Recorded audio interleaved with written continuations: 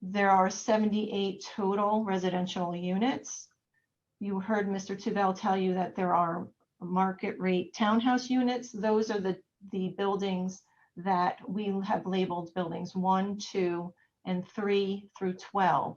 These are townhouse buildings. 62 three-story townhomes are proposed on the site. And to the far north, now again, north here is about 2 o'clock. 16 affordable units in what we call building number 13. Again, you heard those are for sale units as well. Mark Zarba, go ahead. Yeah, I just want to tag on to that. And all the other, I don't know what the letter and the spirit of the law is, and you're the expert on this more than I am, certainly. And we've approved any number of developments with affordable housing units. This is what I jotted down at the beginning of the presentation. The affordable housing units are in building 13 at the edge of the property behind the garbage.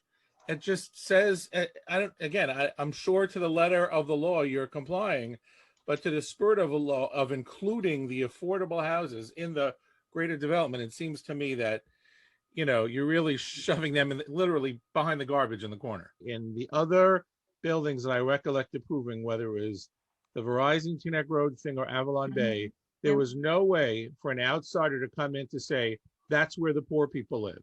But in this plan, somebody can come in to say, that's where the poor people live. I just think it's worth mentioning, since there was a comparison to other properties, that those other properties were apartments and apartments. This is obviously a different situation. It seemed a little class distinction to me, but I'm merely just addressing the fact that you said in previous things we did X. In previous things, they were apartments and apartments. Here, they are not townhouses and townhouses. They're townhouses and condos. It's different things. So in the previous things are unlike this thing. So if you want to say it's different before, I just think the public should know that there's a reason it's different, and that's because this is a different type of project. I originally shared the concerns that Mr. Zomick and Mr. Rose had as it relates to the individual building, but because this is a townhome setting and that is a for sale environment, the applicant's buying an affordable house, it's a lottery winner, a multi-generational lottery winner. So I was fine with that. This is something I'm proud of. I'm proud of all the affordable housing we're doing. I'm proud of all the developments in affordable housing coming up. Some are integrated in the apartment buildings. In this home-based situation, they are not. Why is this place, Holuba, different than the others that we've done in town? And in fact, that was my question when I heard that this issue was around. I looked at the plans. The condominiums are 2 stories total. The condominiums are the affordable housing units. They have communal spaces, they have shared laundry rooms, they have shared parking. The townhouses are 3-story detached structures. They each have separate driveways. This is all in the plans. If you take a look at them, you can see them. How would you integrate that? Stick a 2-story apartment building in the middle of 3-story townhouses? Is where you could have even put smaller units within each building of the bigger units, and you couldn't be able to then point to, oh, that's where the poor people live.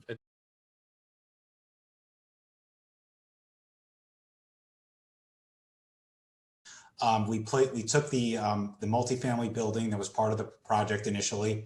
We eliminated that and dispersed the affordable units throughout the development in accordance with both the residents as well as Fair Share's blessing and approval.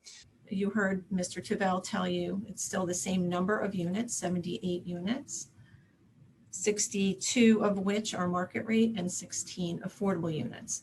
In the prior application, there was a separate affordable building. That affordable building was on the north side of the site. We also had a surface parking lot on the north side of the site.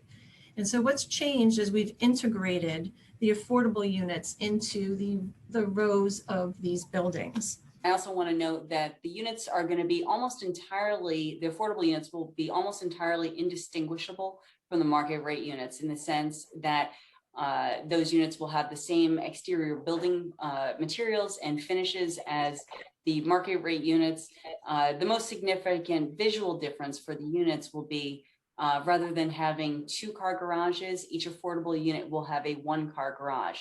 And so each unit has a 1-car garage, plus of course, driveway parking, plus of course, they'll also have access to the parallel parking located along Road A adjacent to the railroad.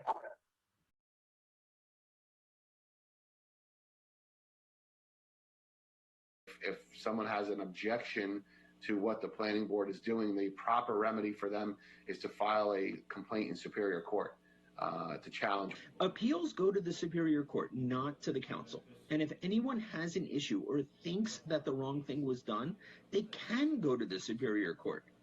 Do it. Very simply, this was a matter of litigation to the township and the applicant and to the planning board, and by both a fair share and some residents. And the had to do with the fact that the apartments for low-income and moderate income housing, and they wanted it to be townhouses as well. The applicant worked with, I think, Fair Share and whoever else, came up with a plan that accommodates those desires, and the low income and moderate income homes are townhouses are integrated with the others across the board. Not only are the affordable units integrated, but the square footage is larger for the affordable units as well. So just briefly, overall, we're pleased, and I especially am excited for the 16 families who will one day purchase these beautiful homes. So that's all I have to say. That's all we have to share today as Fair Share Housing Center. Thank you.